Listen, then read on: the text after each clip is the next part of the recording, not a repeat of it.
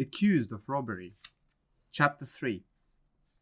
I went to bed that night, thinking about the strange Osbaldistone family, my father, Rashleigh, and Di Vernon. When I woke up, I heard the horn announcing that the fox hunt was beginning again. In the courtyard, where men, dogs, and horses were in full preparation, I met Di Vernon. We left with the rest of the hunting party, but after a few miles we were alone. Di guided me to the top of a hill and stopped her horse under some trees. She indicated some mountains on the far horizon. She said that they were in Scotland and that if necessary my horse could take me there in 2 hours. I was surprised. I had no desire to go to Scotland.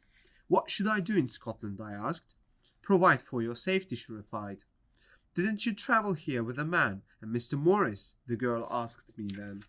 Well, yes, I travelled with a strange little man who was always worried about his portmanteau, I answered slowly. Someone stole that bag, Frank, explained Di. You do not think I am a thief, I replied angrily. Mr. Morris is an agent for the London government, she continued. He was carrying important documents and money for the English soldiers in the north. You are accused of robbery and of treason, Frank Osbaldistone. So I am a traitor too, I exclaimed angrily. She saw I was angry and tried to console me. Around here many important people are in favour of James II and against the Hanoverians, she said. Your crime is considered the crime of a gentleman and a king's man. But I want to refute this terrible accusation. Who is examining my case? I demanded. Judge Inglewood. He told my uncle to show you the road to Scotland, replied Di. Then I must see him and tell him the truth. Diana insisted on accompanying me. When we arrived, we were surprised to meet Rashleigh coming out of Judge Inglewood's house. The judge was having lunch when we entered. Another man was with him at the table. It was Mr. Morris, my timorous travelling companion. He said that one of the robbers had mentioned the name of Osbaldistone. But that is not a good reason to accuse me, I replied.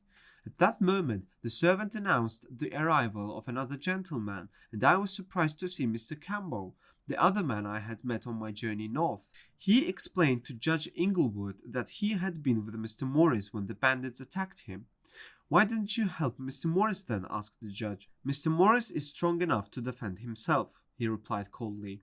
I am a man of peace. I do not want to have trouble with the law.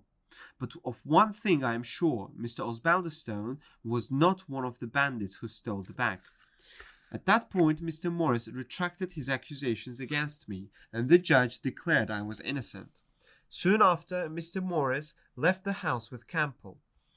Di Vernon and I rode back to Osbaldistone Hall. The girl started to tell me something of her life. She had many troubles, she said. I tried to learn more, but she replied mysteriously, I cannot reveal my secrets. At Osbaldistone Hall, Di ordered dinner for us in the library.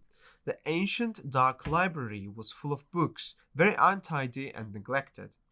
On one wall was a portrait of Di's grandfather, Lord Vernon, with the Vernon motto above it.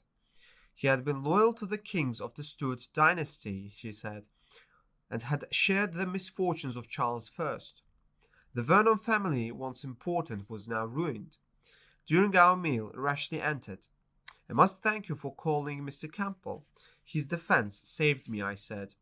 I was curious and wanted to learn more about the connection between Rashleigh and Campbell, so we continued to talk until Diana went to bed.